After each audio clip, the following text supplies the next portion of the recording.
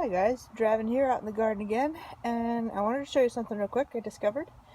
You see here I have pie pumpkins in their little melon slings, and let's see, zoom in here.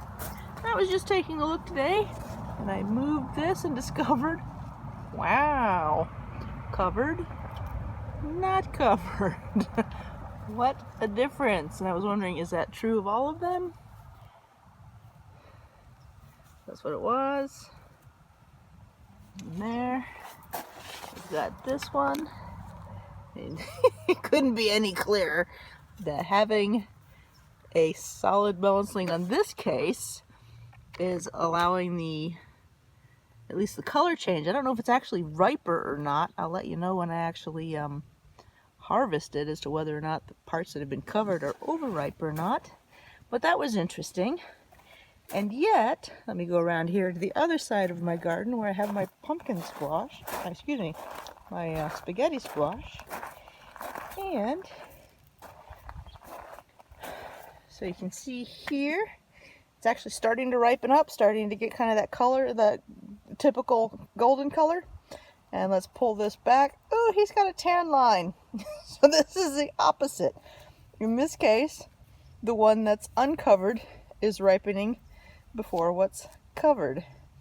Let's see if I can get a better angle here. Can you see that very distinct line there of difference between the covered and the not covered? He is not quite so obvious. You can't see that line very much. So maybe that once it reaches a certain point they all catch up. I don't know. Just thought that was funny and wanted to share it with you guys. So that kind of puts a little bit more, I'm a little bit more curious now about the nylon ones, because the nylon is, you know, the air and light can get through it. So maybe that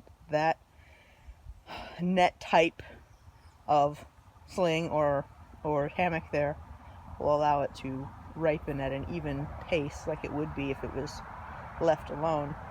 Anyway, just thought that was funny. Give you an update on my got my little melon slings all over the place here. This guy needs one. It's starting to get a little heavy, but the butternut squash has a really thick, tough one. I like that one. And then my watermelons are also in their little slings. So we'll see how, as they get up to the ripening stage, whether or not that has any effect. I do also want to mention I'm in California. It's the dry season.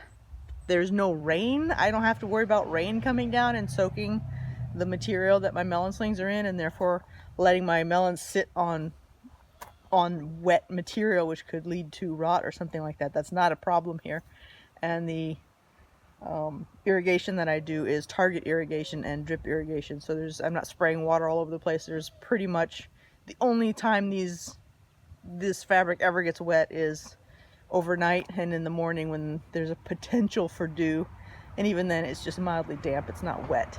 So that is something that I was aware of when I chose that material for my little melon hammocks, that you may have to take into account when you're considering, if you want to do a vertical garden, how you're going to support the melons so that way they don't rip off before they get ripe.